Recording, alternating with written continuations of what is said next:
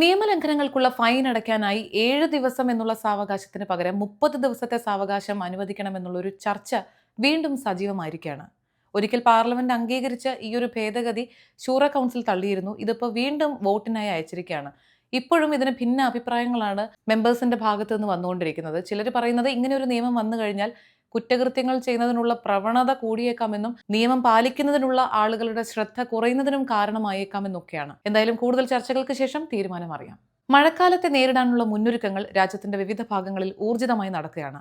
മുഹറക്കിൽ സ്ഥിരമായി ഉണ്ടാകുന്ന വെള്ളക്കെട്ടുകളെ കുറിച്ചൊക്കെ നമുക്കറിയാം. അപ്പോൾ ഇത് പരിഹരിക്കാനായി തുടർച്ചയായി കഴിഞ്ഞ മഴക്കാലങ്ങളിലൊക്കെ വെള്ളക്കെട്ടുണ്ടായ 50ഓളം സ്ഥലങ്ങളിൽ 13 പൂർണ്ണമായും ശുചീകരിച്ചതായുള്ള വിവരങ്ങളാണ് ഇപ്പോൾ ലഭിക്കുന്നത്. മുഹറക് ഗവൺറേറ്റിലെ അധികൃതർ പറയുന്ന പ്രധാനപ്പെട്ട ഒരു വിഷയമുണ്ട്.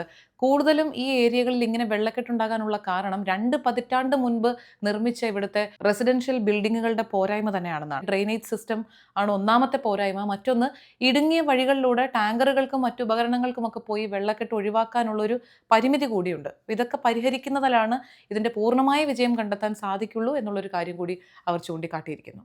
ICAI ബഹ്റൈൻ്റെ 17ാമത് ഫ്ലാഗ്ഷിപ്പ് സമ്മേളനം പ്രഖ്യാപിച്ചു. Institute of chartered accountants of India November 21, 22 തീയതികളിലായി ഗൾഫ് ഹോട്ടലിലെ ഗൾഫ് കൺവെൻഷൻ സെന്ററിൽ വെച്ചാണ് ഫ്യൂച്ചർ റെഡി എന്ന വിഷയത്തിൽ സമ്മേളനവും ചർച്ചയും സംഘടിപ്പിക്കുന്നത്. ഇന്ത്യൻ അംബാസഡർ അടക്കം സമൂഹത്തിലെ നിരവധി പ്രമുഖ വ്യക്തിത്വങ്ങൾ ഇതിൽ പങ്കെടുക്കും.